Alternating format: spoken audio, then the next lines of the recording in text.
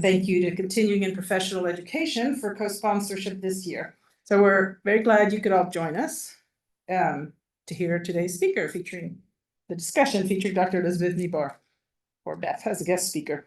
As of this morning, we had 51 people registered, including many on Zoom.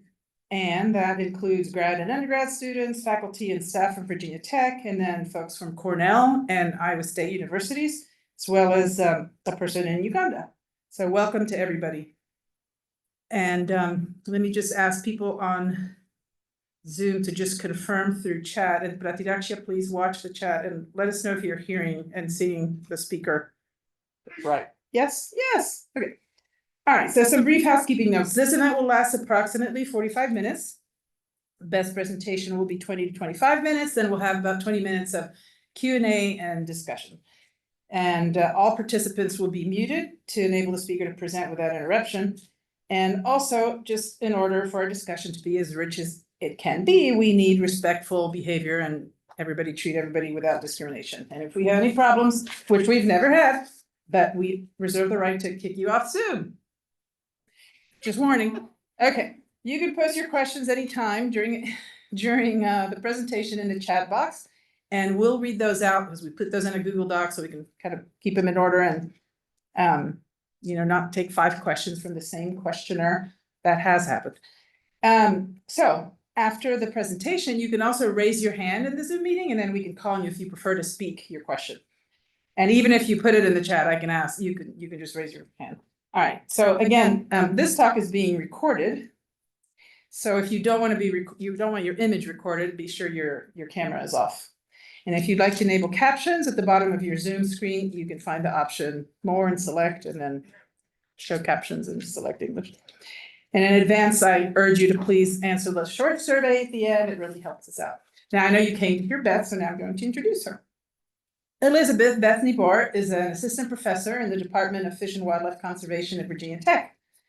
As a freshwater ecologist and conservation scientist, Beth studies how anthropogenic stressors affect freshwater ecosystems and the fisheries and fishing communities they support. Let me just, I forgot to say, and Pratiraksha, you did hit record at the beginning, right? Okay, great, thanks. Anyway, so she seeks to find equitable solutions to social ecological challenges. So Beth explores themes of equity, food and nutrition security, and climate change adaptation. Today, she'll present findings from her study in Uganda with a specific focus on challenges faced by women and other marginalized groups in inland fisheries systems. The title of her talk is Enhancing Resilience of Lake Victoria's Fisheries, Strengthening Women's Fisheries Organizations for Sustainable Food Systems. Please welcome Dr. Niebuhr.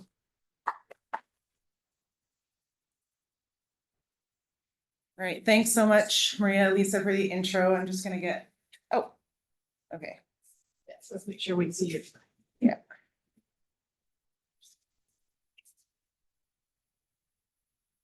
Okay, perfect. Okay, so thank you so much for inviting me here, Maria Lisa, and thank you everyone for being here. I'm really happy to see lots of friendly faces in the room. Also, thanks to everyone who's joining us on Zoom as well. I appreciate you being here. I also want to mention that my parents are here listening in, so I'm really excited that they could be here today. So I'm excited to have this opportunity and this really unique platform to share work that we're doing in our lab, looking at enhancing resilience of Lake Victoria's fisheries, particularly with respect to the role that women's fisheries organizations play in those systems.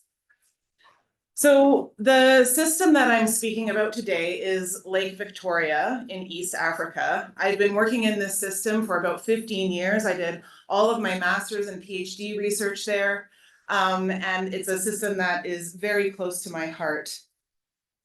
And I'm just going to give a little bit of a background and an intro to this system to kind of situate some of the things that I'm going to talk about today. So Lake Victoria is the largest tropical lake in the world, similar in scale to the Great Lakes here in North America. It's Africa's largest source of inland fishery production, providing over 3 million people with their primary source of income and around 30 million people with a critical source of food security. So the fish that are harvested from this lake are the most sustainable and affordable source of animal protein available in this region. And the reason that I think this system is so interesting is because of all of these dynamic forces that shape how the fisheries operate and who has access to fish. So in the mid-20th century, since the mid-20th century, there's been a massive increase in populations around the lake. This has really increased competition for fish resources.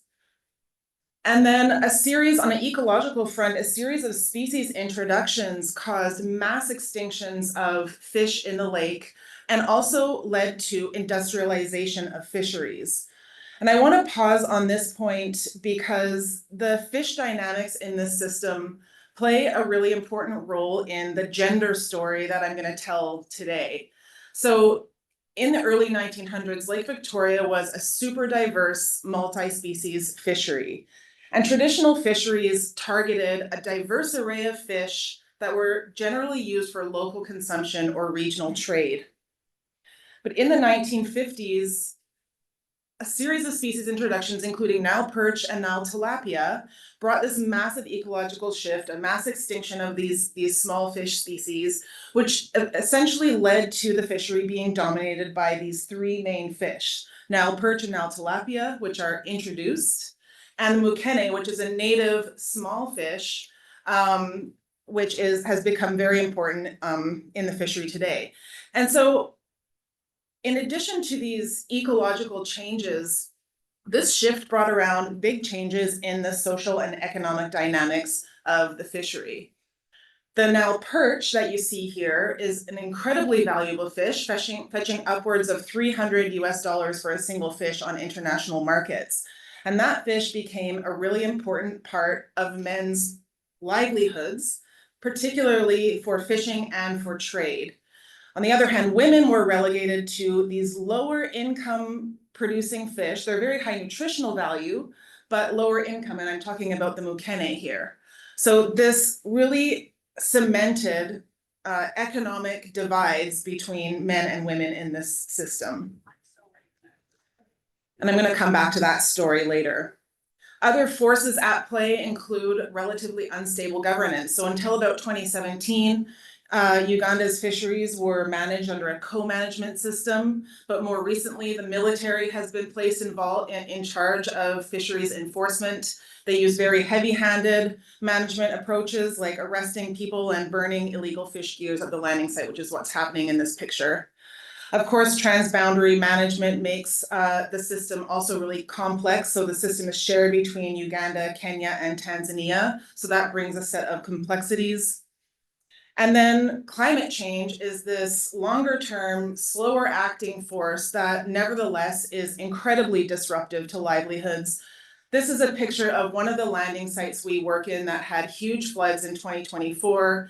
These kinds of events are becoming more and more frequent, and they displace every time they happen hundreds of fishing households. This was a huge landing site, and many people were displaced from there. So in my lab, we ask the big question of how do these systemic shocks affect food security and livelihoods in fishing communities? So we ask questions like, how do fish and people adapt to these changes? And what barriers prevent communities from coping effectively? The big goal is to identify mechanisms that balance those environmental protections with community needs and ultimately support the long-term sustainability in the fishery sector.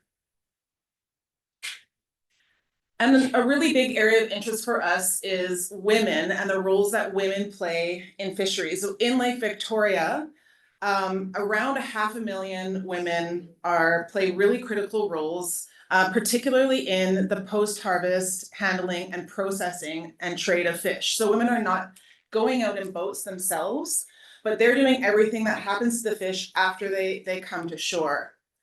Women will take those fish and sun dry, smoke, or fry the fish and send them to local markets. Very rarely do women's products make it to international markets. Again, we're talking about dealing in relatively lower market value fish. The images I'm showing here in the top photo are women who are sun drying mukene, that small fish, on these large nets that are laid out on the sand. The image below that is raised drying racks where they'll dry the mukene. And then the other woman is selling smoked tilapia. So I mentioned that these mukene are of lower economic value, but they're really nutritionally critical. They carry a lot of, they're really dense in very hard to get micronutrients, things like omega-3 fatty acids, vitamin B12, vitamin A. And of the three fish that I mentioned, this is also the species that's the most frequently locally consumed. So it's really accessible for local consumption. And through their roles in this fishery trade, women are making essential contributions to household and community nutrition. And so these two images that I'm showing here were taken by my PhD student, Emma Rice, who's in the room with us today this summer when we were doing field work.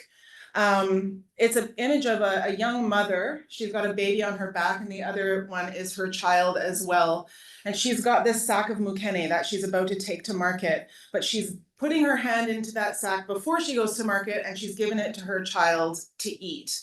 So this is just one example of these really hard to quantify ways that women's livelihoods contribute to childhood health and contribute to all kinds of other community health and nutrition.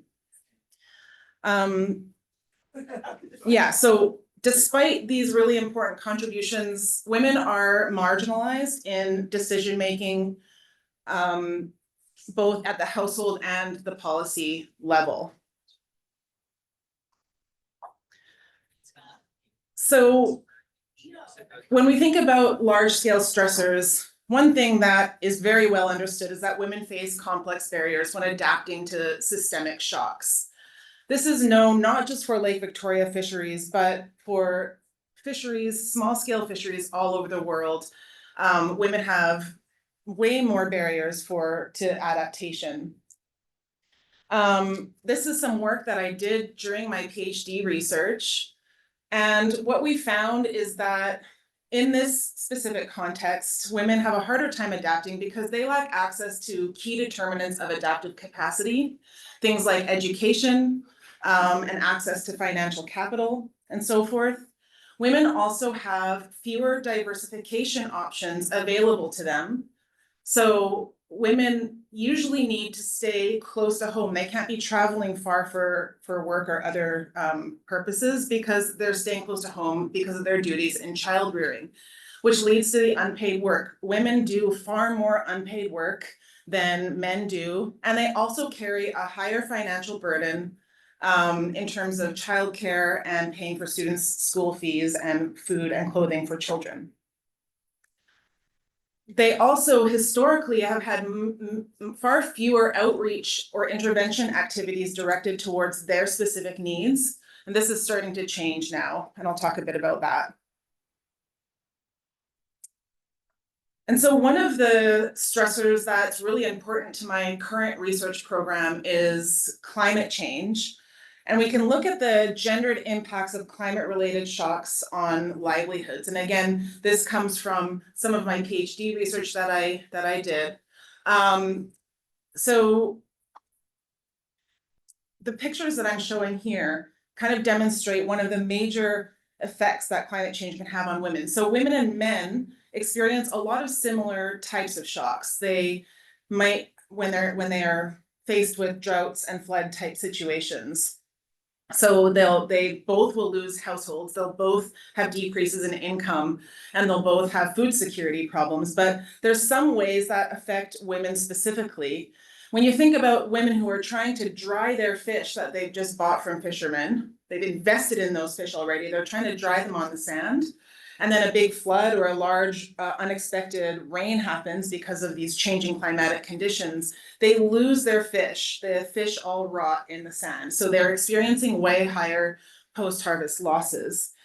And in our survey, when we asked how do floods affect income earned, we can see that women report more often that they have reduced incomes during droughts, whereas men are experiencing more equal between reduced and increased effects on income. So men are sometimes seeing increases in income during floods because the fish that they target, Nile perch and Nile tilapia, can actually become easier to catch when there's a big input of water into the system. But when you look at the effect of floods on fish eaten, we see actually the opposite effect. Women are reporting more often that fish eaten in households increases during a flood, whereas men are again kind of reporting equal increase and decrease.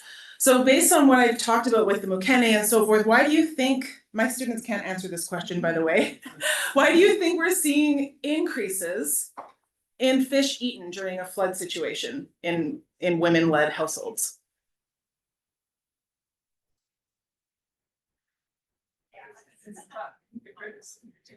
Anyone on Zoom have any guesses? Well, the reason is, okay, admittedly a little bit complex, but the reason is that while mukene don't dry as well during the floods, they're actually more abundant. So women are still buying those mukene in the hopes that they'll have a sunny day, but anytime that sunny day doesn't come, they're actually consuming those fish in their households. So in a way, the flooding can help with the food security piece in some contexts. Another really important stressor that we think about in our research is the impact of governance-related shocks. So more of a social stressor than an ecological stressor. And for this one, I also want to give a little bit of background. So in 2024, in February of 2024, the government of Uganda enacted a ban on the type of gear that is used to fish for mukene, that small fish that women trade in a lot. When fishers fish mukene, they use a method called light fishing, which is what's shown in the nighttime photo there. They go out at night, they put their lantern on the water, and then they leave for a couple of hours. That light attracts fish to it, just like moths to a flame. And then they come back a little bit later and they use a giant circle seine and they circle around the entire like body of fish and they just catch everything that's in there. The Nile perch fishers, you know, these fishers who are making a lot more money and have more powerful advocacy groups and lobby groups, went to the government of Uganda complaining that this mukene fishing was causing too much bycatch of juvenile Nile perch, and therefore they blame the mukene fishers for the reason that the Nile perch are depleting in their system. And so literally overnight, with no consultation or warning, the government banned this fishing method, leaving tens of thousands of people without any source of livelihood.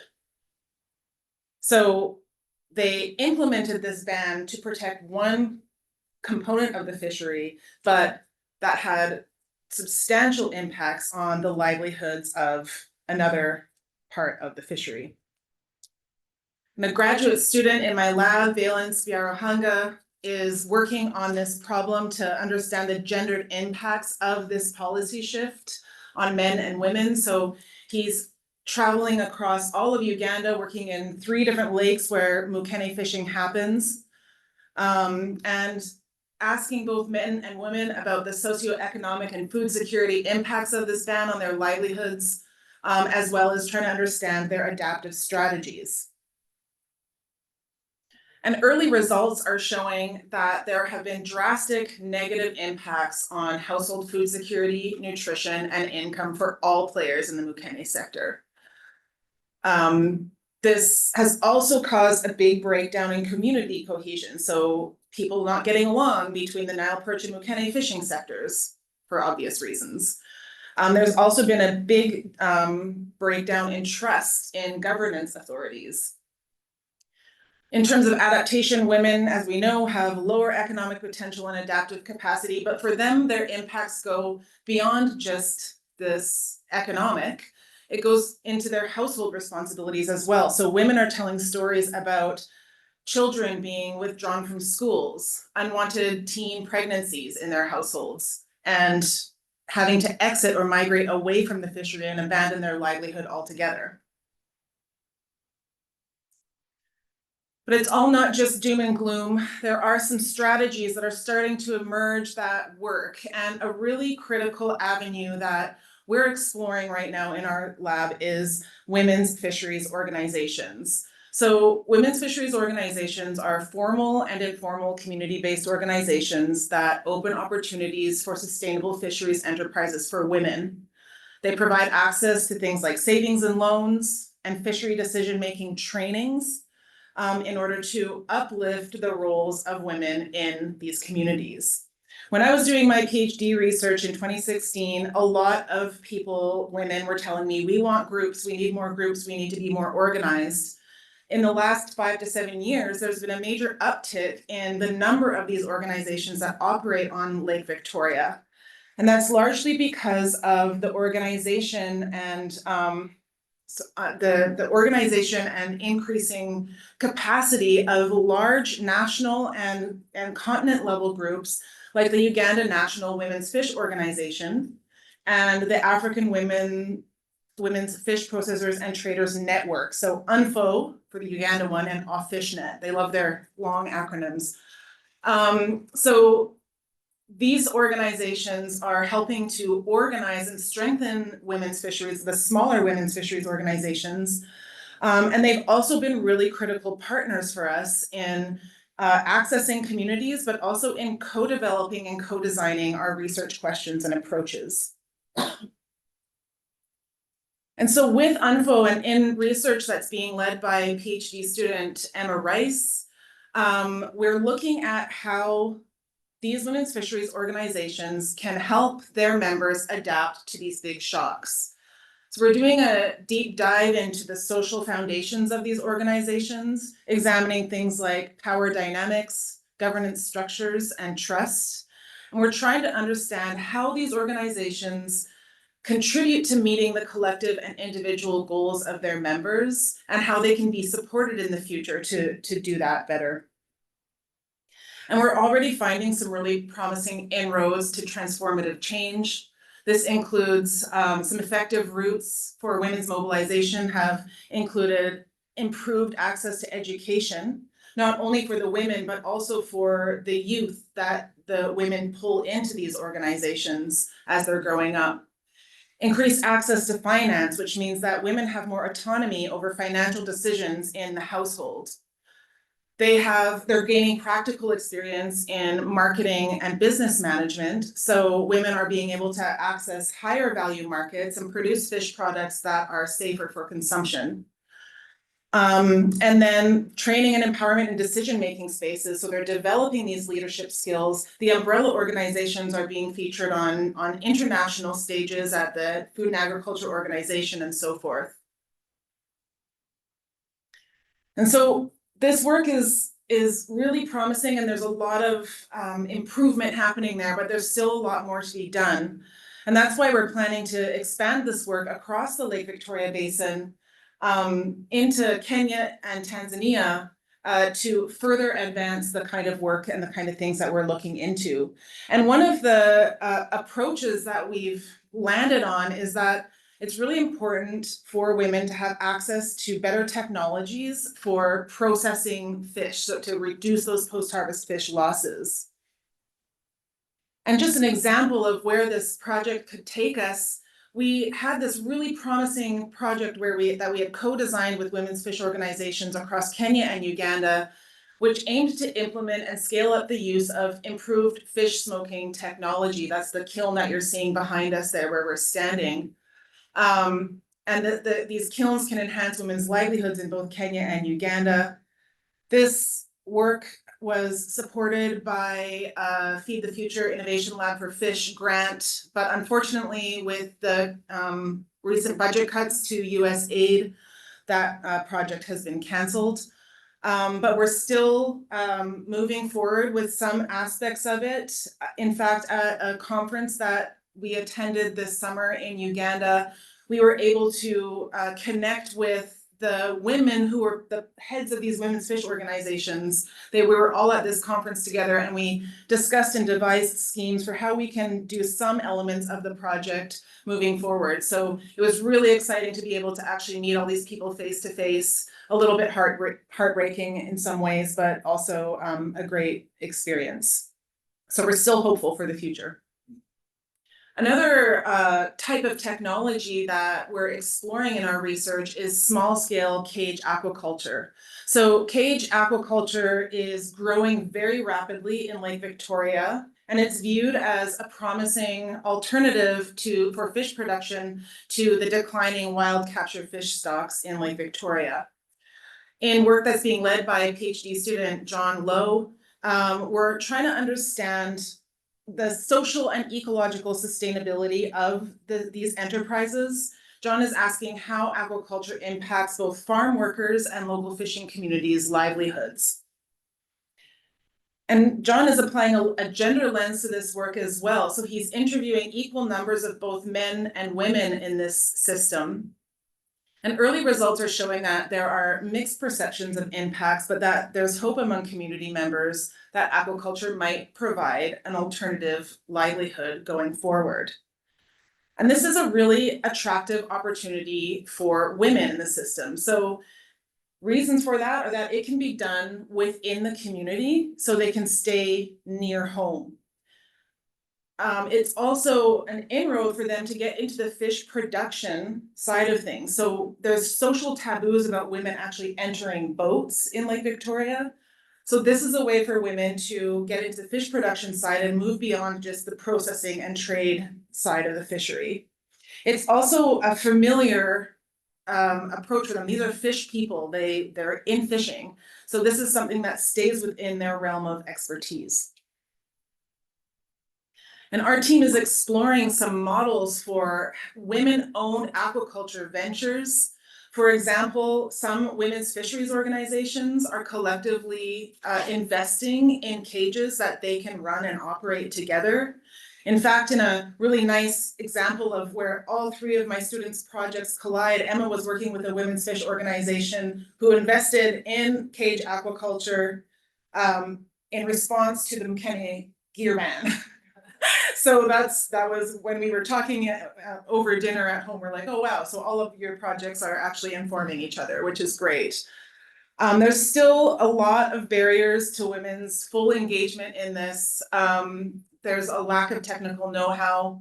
It's difficult for them to access financing, and gender norms still prevent broader participation of women in cage aquaculture.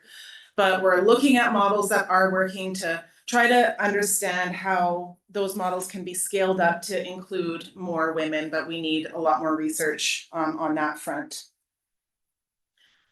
So in conclusion, I talked today about how large-scale stressors disproportionately affect women, but that women's fish organizations represent promising avenues to enact social change with positive consequences on livelihoods and fisheries. Academic research grounded in the needs and priorities of communities can have these bigger impacts, and so we really rely on these partnerships, and I can't emphasize that enough, really, how important these partnerships are on the ground. They help us tackle these systemic challenges while also contributing to gender equity in the fisheries sector.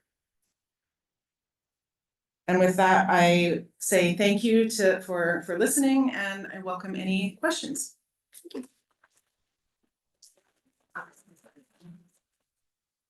So I'm just speaking on the mic so the Zoom people can hear. Maybe we can start. We didn't get any questions in the chat so far as I know. So when we get conversations started here, and we do ask you to speak into the mic so that the Zoom people will be able to hear you even if you have a loud voice.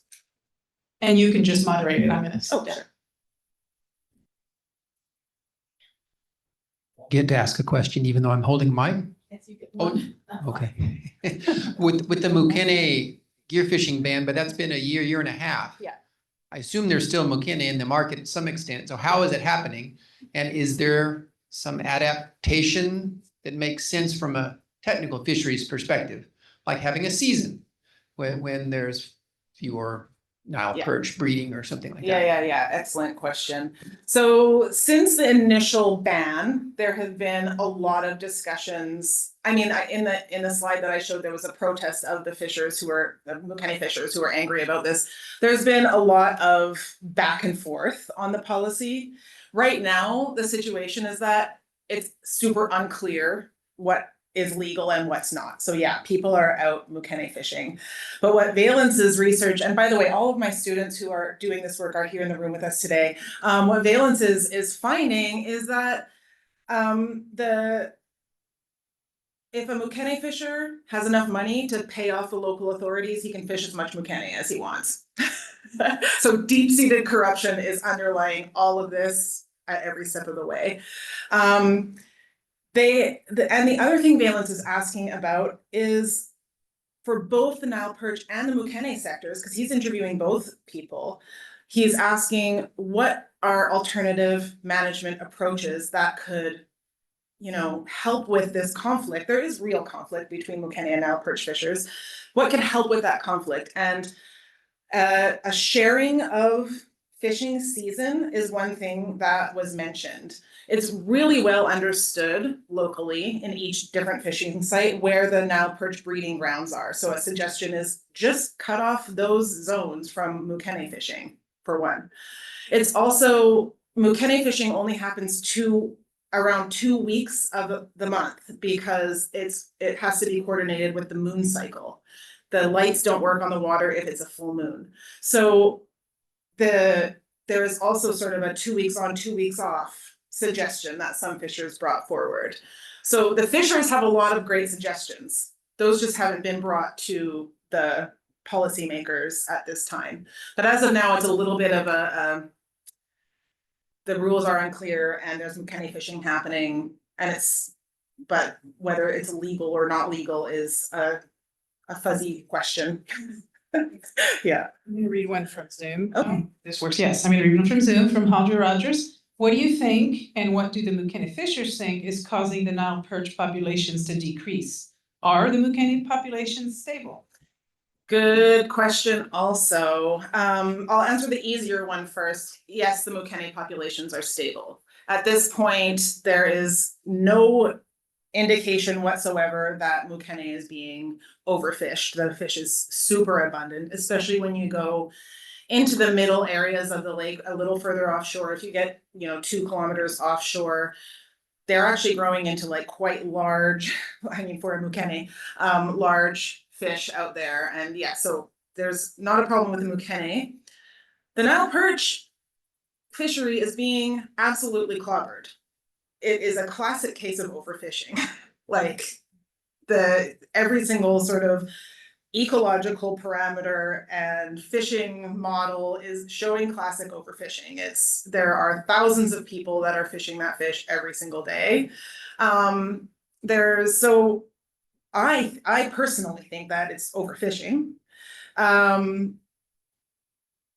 There are not good data to really properly say whether bycatch of the Mukene fishery is actually causing any kind of impact on the Nile perch population. That's really hard data to get. It was something that we had talked about doing with our partners at the National Fisheries Research Institute in Uganda. But as per now, there's nothing happening. But if anyone, can think of a good way to approach that question, I'm all ears. Yeah.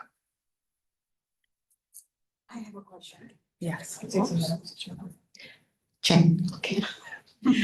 I have a question. So when you mentioned that women in the boat is still taboo until now, is it Women what? In the boat. in the boat Yeah. still taboo until Yes. now? Yeah. Is it like more shared beliefs or cultural beliefs, or is there any other aspect like religion, for example? Or is it something that is shared among 3 different countries in the same ecosystem or broader? And if there is anything that, has been done, like effort. I know that it's kind of like difficult when it comes to taboo or religion-based taboo, but it just want to kind of like, I'm curious about if there is anything that has been done. Yeah, that's an interesting question too. So as far as I understand it, it's a cultural taboo. I don't know that it has anything to do with religion, but I might call on Valence because Valence is from these communities. So he might be able to answer this question better, that part of the question better than I can. Thank you. Yes, and give it a second. Thank you. Did you turn it on? You need to wait. You have to turn it on first. Okay, thank you. Valence Viaruhanga, as they are saying. Actually, according to Africanicity, women are not meant to fish. So when it came to regulation, whereby somebody goes to fish after being licensed, it is a rule that you should be licensed at least 2 people or 3 in the boat. Like they used to those young men doing. So right now they enlarge the boat. So also the law says you should go at least 2 people. So you realize that if a woman can't fish, unless if there are 2 women licensed, or it might be hard for a woman to go with a man to fish. And again, in order to get a license, you pay your money that you will fish the whole year. So it is very hard for a woman to dedicate herself that I'll make fishing as a commercial activity for my life so that I can pay money to fish the whole year. So that's how women have ended up resorting to post-harvest activities like dealing with the fish, which is from the lake, but when they are not going to hunt it direct. Thank you, that's what I can say. Okay, thanks, Valence. And can you remind me the second part of your question? Oh, if there's anything being done to, Religion, so religion, can I? yeah, you can ask him, yeah. Is there any like religion part in that then? Yeah, anyway, it is more of a cultural aspect, but religion also, like, because like if I take Uganda where I come from, Christians and Muslims, they may not segregate or put a policy on how people can gun fish, but it has not yet been welcomed in the community. That's what I can say. So it's more of a cultural taboo than anything connected to religion. And also there are practical barriers that Valence outlined. There are some women who have bought, so one way that women do get involved in capture is through owning boats and fishing gear and renting them to men to go and fish. They're just not actually the ones in the boats doing the work. But there have been examples of women who have gone fishing, but those they're very rare. They're more like, unique tales than anything else. Yeah. Hi, Beth. Hi, Joel. I'm curious about the Nile tilapia. Mhm. Where are they in all this, especially given that they're thinking about aquaculture, cage aquaculture, Yeah. and that's a very robust fish, right? Definitely. Yeah, so Nile tilapia are important, and they are an interesting fish because they're somewhere in the middle of the Mukene Nile perch divide. They are consumed locally way more often than Nile perch are. Less than Mukene are, but more than, so they are really in the middle of the road. They're in the middle of the road in terms of economic value and local nutritional value. Women do trade in them, and in fact, those fish smoking kilns that I'm talking about are primarily used to smoke Nile tilapia. And women's trade in Nile tilapia is increasing a lot because of the women's fish organizations. So tilapia are in Lake Victoria. They're an invasive fish, out competing all the native, haplochromiid cichlids and things, but overall, on a food security livelihood front, they're great. And then yes, they are the key fish that's used in aquaculture. There's also exploration of catfish aquaculture happening, but that's really like sort of fledgling. So yeah, they're critical in the aquaculture front. Another part of John's project is trying to understand the ecological impacts of aquaculture. So he's doing a genetic study looking at hybridization, potential hybridization, and what kinds of strains and species are actually being used in aquaculture in Lake Victoria, because that's not known super well at the moment. There haven't been many studies on it. So interested in seeing the potential for introgression and hybridization between the caged fish and the wild Nile tilapia, but also other like native tilapia strains that live in Lake Victoria, because there's an array of smaller bodied tilapia that are not part of the fishery. That's a broad concern across Africa. Yes, absolutely. Yeah. Hi, Yoshi. Thanks. I'm Yusi. But I think it's interesting. Part of your presentation, you said like there is a shifting in government regulation. It is a banning of fishing here. And you said the shifting is made many people lost their livelihood. Yeah. So regarding it, is there any alternative that provided by government after after implementation of that regulation, or yeah, is there anything happening? Sadly, no. There have been zero reparations of any kind that have been made to communities who are impacted by that Mukene fishing ban. There is, some work happening with the women's fish organizations that is unfortunately proceeding at an incredibly slow pace right now, that they were hoping to kind of build on Valence's findings and do sort of community government dialogues. And part of that was to lobby the government for reparations. But that would have been better enacted kind of immediately after the ban, because now people were fishing Mukene, then there was the ban, and now it's kind of slowly coming up again. So it's harder right now to demonstrate those impacts that happen immediately after. So I have about 2% level of hope that any kind of reparation will ever be made to people who were impacted. Yeah.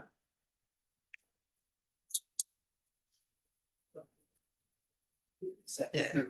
So I was just wondering how the WFO communicates with the fishers, and how, if they can work with the fishers to then communicate with the government in order to find better practices, or just how to manage the different types of fish and overfishing, stuff like that. Yeah, great question. So women's fisheries organizations are really diverse in what they do. Some of them are simply savings mechanisms. So all the women who are part of the organization put money into a communal pot, and at the end of the year, they distribute that amongst their members. So it can be as simple as that. Others are really advanced in terms of their leadership. They've been around for 20-25 years. They're super diversified in the fish products that they work with and in the kinds of activities they're involved in the fishery. And so the ones that are a little more advanced, that have leaders that are more educated, leaders that have a bigger vision, those are the ones that are starting to venture into this women's advocacy realm and have more capacity, even just the language and the confidence to go into decision-making spaces and talk to decision makers and advocate for women's needs in those spaces. So they have, a lot of times that is sort of facilitated by their connection with the larger national or continent scale umbrella organizations, so UNFO and OffFishNet. They're providing a lot of support for women to go into those kinds of policy and decision-making spaces, but it's still really new. It's not something that's being done super commonly yet, but it's getting there, and it's a major improvement from where they were at in 2016 when I was doing so we're almost 10 years later, right? So yeah. Given that it's still developing, how long do you think it'll take for it to get to a place where it's somewhat on an even plane? These kinds of things change slowly. Yeah. So I think 10 years down the road, hopefully we'll see a lot more. Yeah, it's hard to say what these timelines can be. Sometimes change happens really quickly, right? Like there was a massive uptick in women's fisheries organizations over the last 5 to 7 years. And so that's actually a pretty rapid change. So yeah, it's really hard. There's so many unknowns, so I can't give you a great answer to that question. Thank you. Yeah.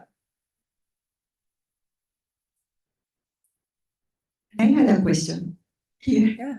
So now with the funding, with the projects that USAID were doing, what is the other resources that you think they're trying to get, like a internal government? I don't know, No. but regional nonprofits What's the Yeah, I'm exploring mostly like foundation and not-for-profit routes right now. So I work with, in collaboration with the Nature Conservancy, for example. Their international branch has projects in all over Africa. They don't focus in Uganda, but they do focus in Kenya and Tanzania. So that is one option that I'm exploring. I'm working with the International Foundations Relations folks here, and submitting proposals to different foundations that have programs in sort of people who are interested in like gender or governance, equity, or climate change, adaptation. Those kinds of things are supported by a lot of big international NGOs. So it's not a world that I'm very familiar with, but I'm trying to learn about it as quickly as I can right now. Yeah, so that's, and then in terms other fisheries, grant bodies are like the Great Lakes Fishery Commission, which is here. They mostly fund research in the Laurentian Great Lakes or in the North American Great Lakes, but they also like to do work that sort of comparisons across Great Lakes systems. They were instrumental in forming the Lake Victoria Fisheries Organization, which is a transboundary governance body in Uganda. So I'm trying to like work with them to see if we can do like a North American and African Great Lakes comparison study of some sort. And so we're slowly but surely getting there. But yeah, so those are kind of the types of things I'm looking at. Yeah, I'm not gonna try to fund this research with NSF anytime in the near future. Yeah.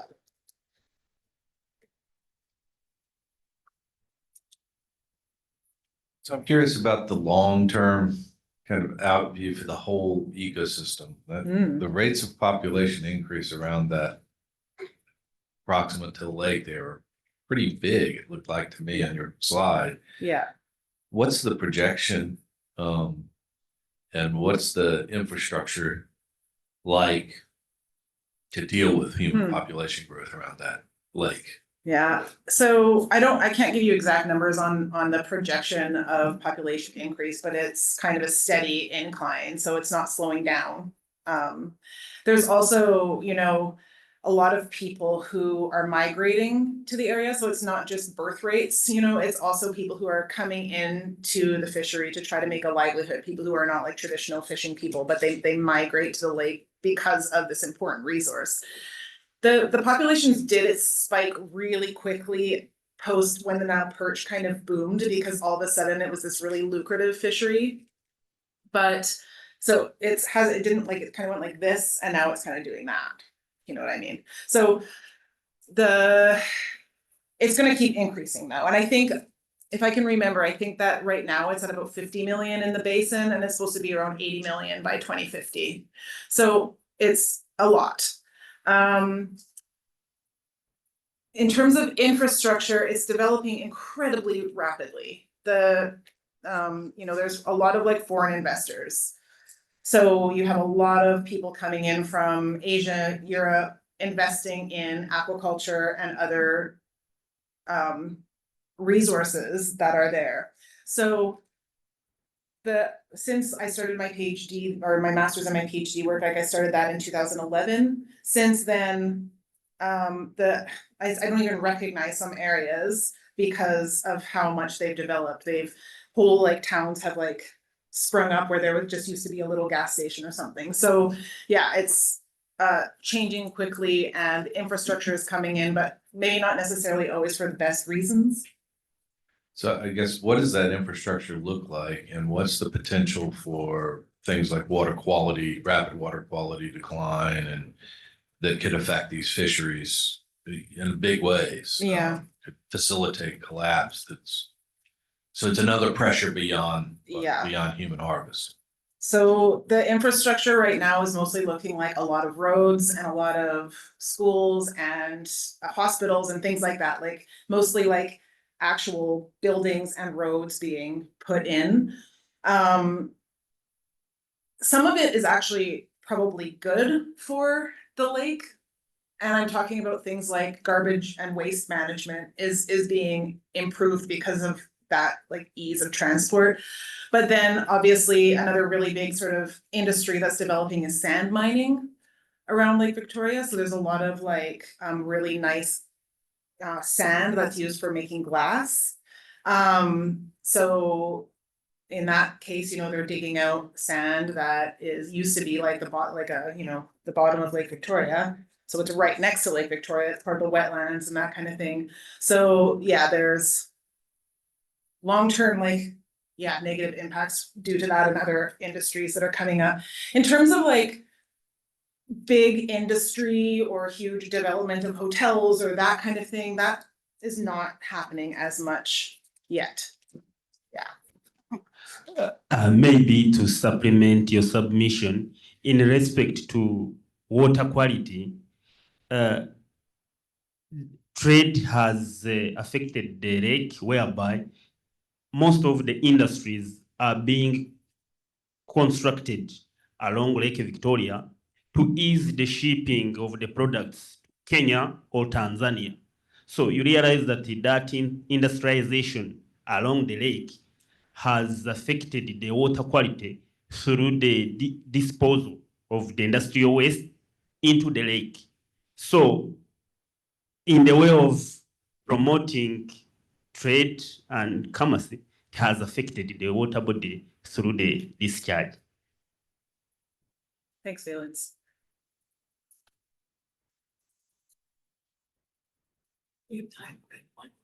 Okay, she says time for one more question.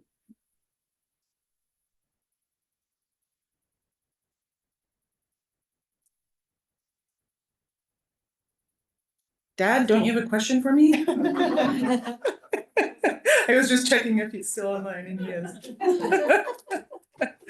Yeah, we did have a question, actually.